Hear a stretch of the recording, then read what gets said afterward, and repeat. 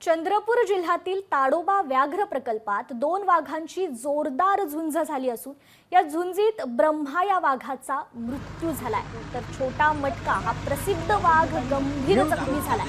अधिवास आणि वाघिणीवरील हक्काच्या लढाईतून 2 दिवसांपूर्वी संध्याकाळी या 2 वाघांमध्ये ही झुंज झाली।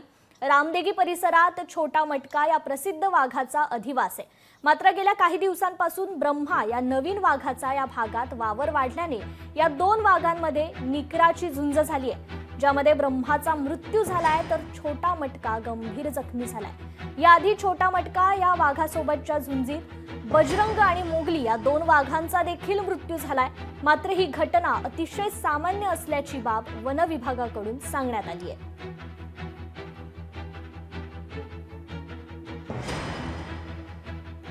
जो तिथला डॉमिनंट मेल टायगर आहे, ज्याला छोटा मटका नावाने पर्यटक ओळखतात, तर तो त्या भागामध्ये मागील 3-4 वर्षांपासून आहे।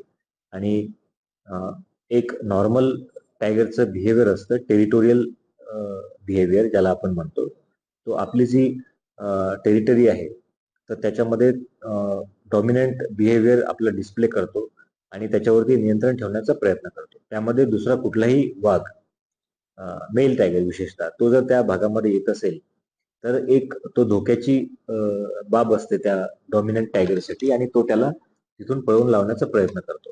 विशेषतः हे आपल्याला अशा भागामध्ये पाहायला मिळतं ज्या भागामध्ये वाघांची जी डेन्सिटी आहे, घनता जी आहे प्रति स्क्वेअर किलोमीटर, ती जास्त आहे।